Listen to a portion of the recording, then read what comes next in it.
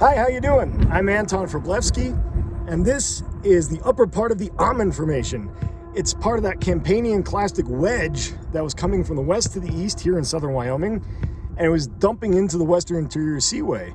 I'm just a couple of miles north of I-80 on a great road cut, and the lower part of the Amund here is nice tidal dunes, cross-bedded, mud-draped, bundled, the works, everything you want in a tidal system.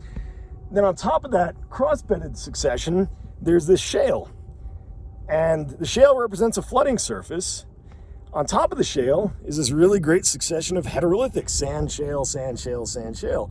And the sand bodies thicken up, pretty common in a shore face environment or any kind of shoaling upward succession. There's some hummocky and swaley bedding. But if your eye is drawn to something besides that, good for you, because what you should be recognizing here is these really interesting vertical striations all throughout the rock. They're in the sand, they're in the shale, they're all over.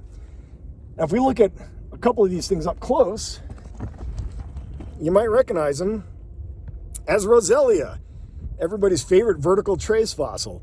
It's that narrow tube at the bottom with the mud lining and the central sandy stalk, and then it's got that larger bulb at the top where the animal lived, and it's a polychaete.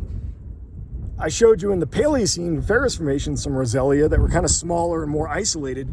These are very abundant, very robust. You can see here some nice ones with big clay-filled bulbs, narrow stalks. Whoops. Don't tell anybody I broke the outcrop. But there's just tens of thousands of these things all piled up here. Lots and lots of Roselia.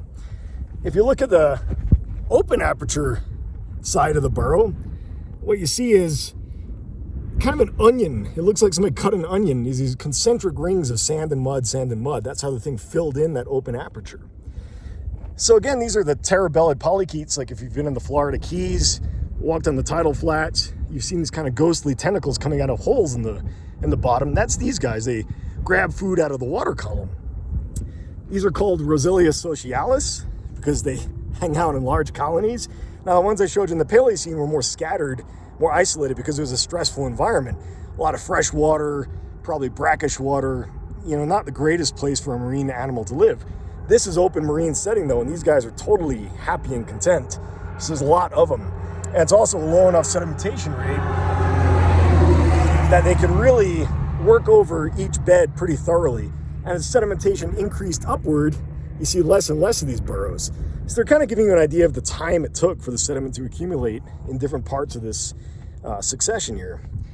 So we moved out of the tide-dominated to more of a storm-dominated unit in the Amund, chock full of these guys at the base. They kind of die out towards the top. They're also amorphomorphic towards the top, which gives you another clue about the environment kind of changing. So, again, hopefully, if you're a geoscientist, this has sort of been helpful or interesting to you.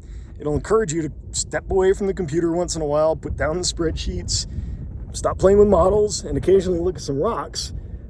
These things can tell you a lot about the paleo environment or the depositional system that was happening. It might be important if you're making a map, paleogeographic restoration, reservoir body map, whatever. So, get outside, look, make friends, check out any weird burrows or holes or things you might see. You'll be glad you did. Thanks for watching.